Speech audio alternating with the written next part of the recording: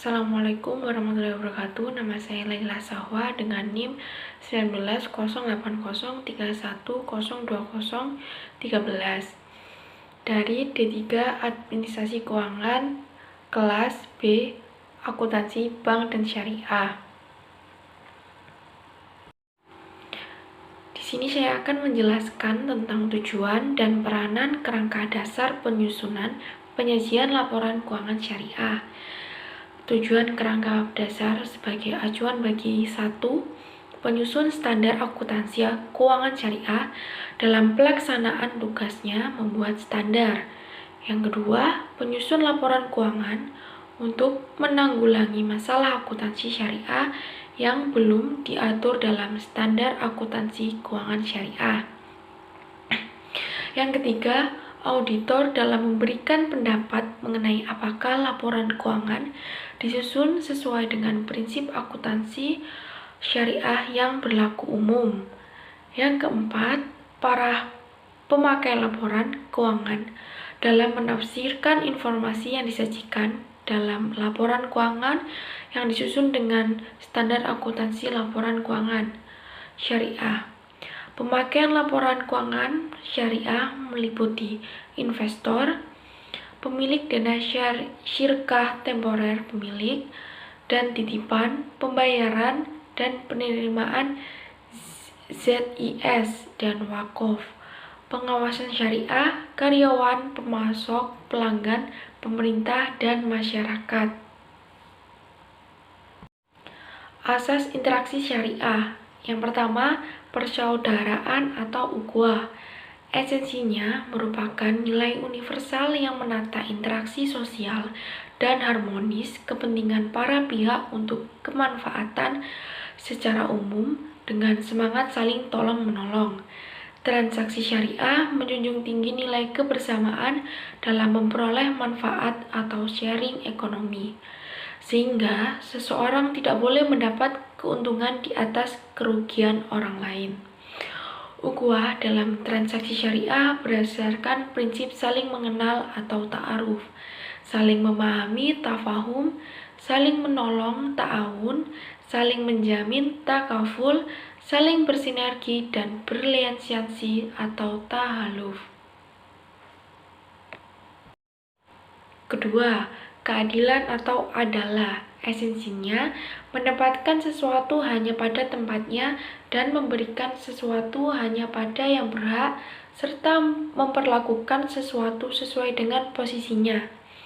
Implementasi keadaan dalam kegiatan usaha berupa aturan prinsip muamalah yang melarang adanya unsur. Yang pertama, riba. Unsur bunga dalam segala bentuk dan jenisnya, baik riba nasi'ah maupun fadli. Esensinya riba adalah setiap tambahan pada pokok piutang yang dipersyaratkan dalam transaksi pinjam-meminjam serta derivasinya dan transaksi tidak tunai lainnya. Dan setiap tambahan yang dipersyaratkan dalam transaksi pertukaran antara barang-barang ribawi termasuk pertukaran uang yang sejenis secara tunai maupun tangguh dan yang tidak sejenis secara tidak tunai. Yang kedua, tentang kezoliman, unsur yang merugikan diri sendiri, orang lain maupun lingkungan.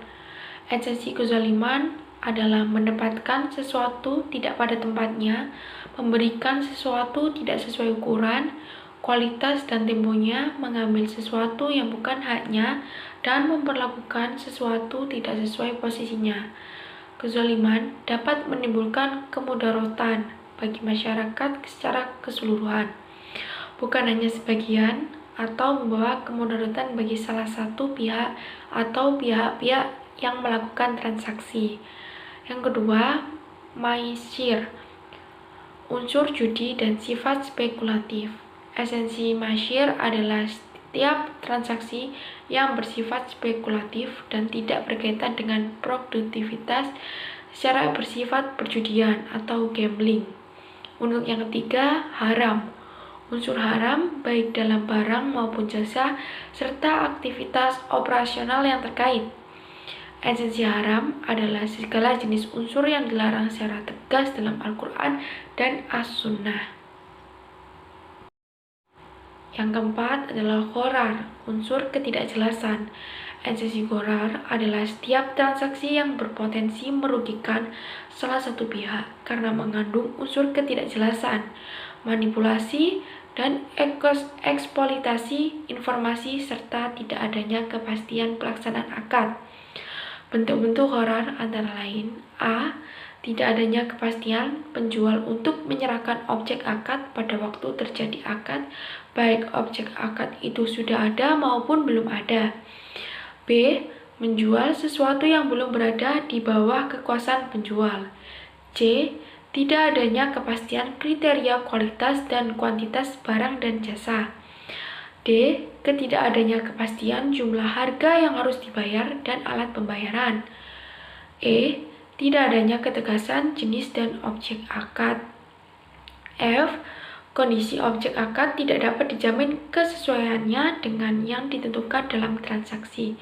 Dan yang terakhir, adanya unsur eksploitasi salah satu pihak karena informasi yang kurang atau dimanipulasi dan ketidaktahuan atau ketidakpahaman yang ditransaksikan. 3. Kemaslahatan atau muslahah.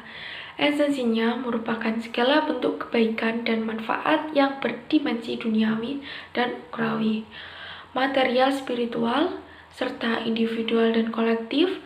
Kemaslahatan yang diakui harus memenuhi dua unsur, yakni kepatuhan syariah halal serta bermanfaat dan membawa kebaikan atau thayyib dalam semua aspek acara keseluruhan yang tidak menimbulkan kemudaratan. Transaksi syariah yang dianggap bermaslahat harus memenuhi syarat. Secara keseluruhan, unsur-unsur yang menjadi tujuan ketetapan syariah atau maqasid syariah yaitu berupa pemeliharaan terhadap A. Akidah, keimanan dan ketakwaan, B. Intelek, 3. Keturunan, 4. Jiwa dan keselamatan, dan E adalah harta benda. Yang keempat, keseimbangan atau tawazun. Esensinya meliputi keseimbangan aspek material dan spiritual, aspek privat dan publik, sektor keuangan dan sektor real, bisnis dan sosial, dan keseimbangan aspek pemanfaatan dan pelestarian. Transaksi syariah tidak menekankan pada maksimalisasi keuntungan perusahaan semata untuk kepentingan pemilik atau shareholder, sehingga manfaat yang didapatkan tidak dapat hanya difokuskan pada pemegang saham, akan tetapi pada semua pihak yang dapat merasakan adanya suatu kegiatan ekonomi. Yang kelima, universalisme atau syumuliyah. Esensinya dapat dilakukan oleh dengan dan untuk semua pihak yang berkepentingan atau stakeholder tanpa membedakan suku, agama, ras, dan golongan sesuai dengan semangat kerahmatan semesta atau rahmatan lil alamin.